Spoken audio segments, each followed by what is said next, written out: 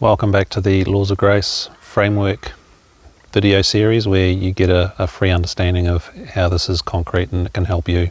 So hopefully you can use it with my free stuff on my website and the YouTube channel, and also a student success tutor. So no spiritual language is needed. We'll discuss more of that in Pillar 9, but this is Pillar 8.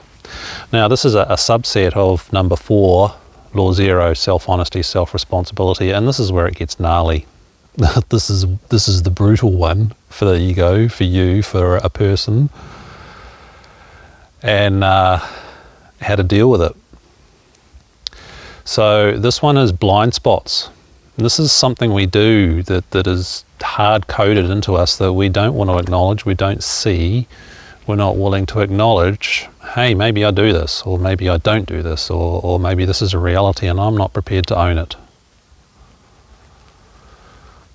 It's a biggie. And when you're presented with these, even if it's gently done, it can be hardcore. My coach shoves them in my face all the time. It's just like, yeah, well, I got my money's worth out of that session.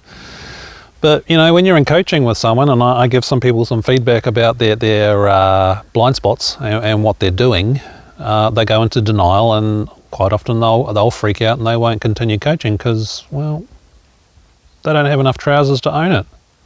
Self-responsibility, self-honesty, and rules of evidence. Prove it wrong. Then you know. So, you know, anybody that loves the non-dual stuff, thinking it's a no-doing, they're already in a blind spot. Spiritual hocus pocus. A lot of the stuff is blind spotting you, so you don't see reality. You don't live reality as reality, which is step 4, the nothingness, the impersonal, nobody, everything, which you consciously abide in through correct presence practice. Pillar number 1. Right?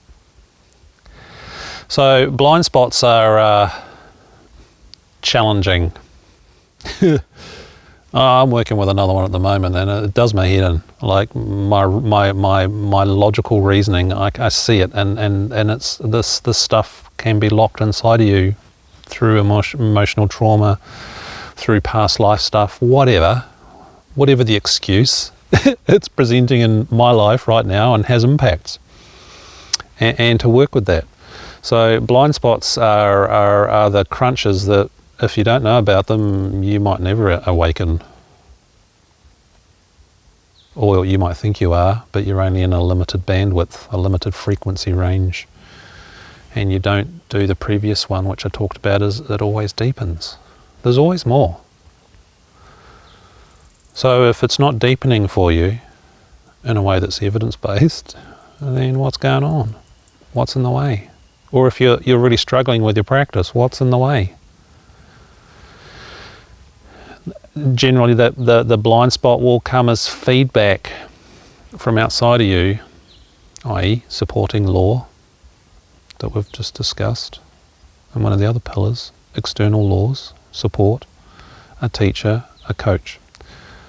This is where one-on-one feedback is quite critical, because I can tune into you and it's just obvious to me usually. I can feel it. I can feel your bandwidth, which will indicate what's in the way and what you need to do to fix it.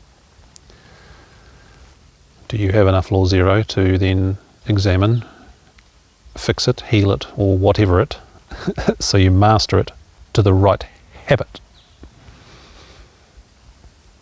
Does that make sense? I said that fairly fast, but you can always rewatch the videos, eh?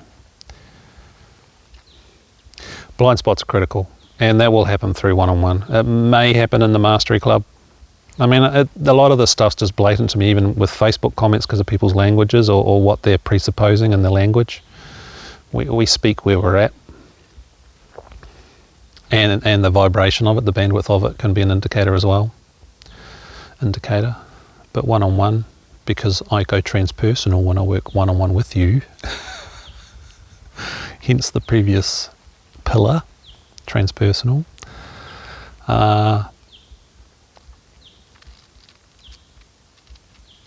You can learn about your blind spots.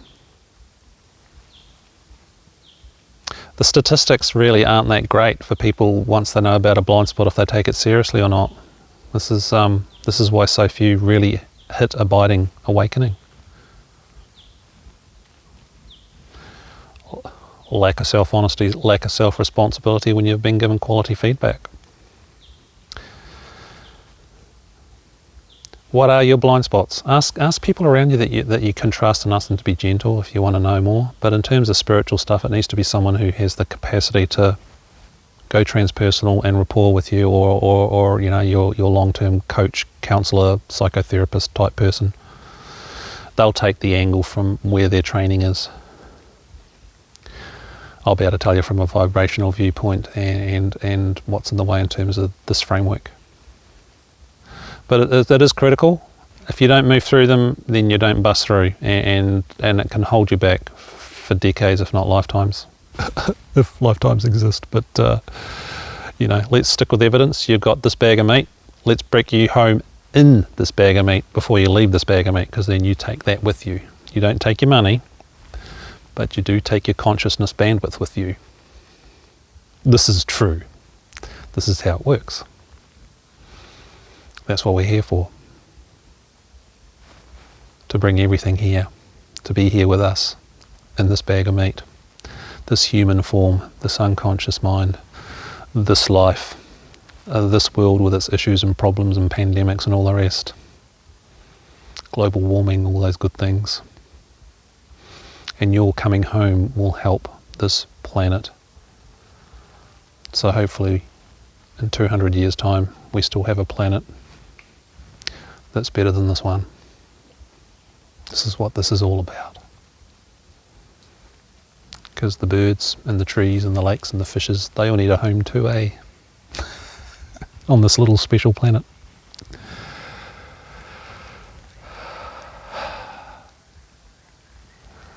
Blind spots. Do you know what yours are? If you want to find out, book a coaching session or two. I'm Jason for AwakenedEssence.com, explaining to you how this framework is unbreakable unless you can help me break it to make it better.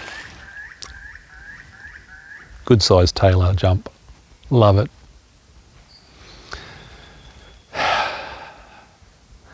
The next pillar is just straight out common sense. Check out any of the links to any of the other videos and web pages below before we jump across to number 9. See you there.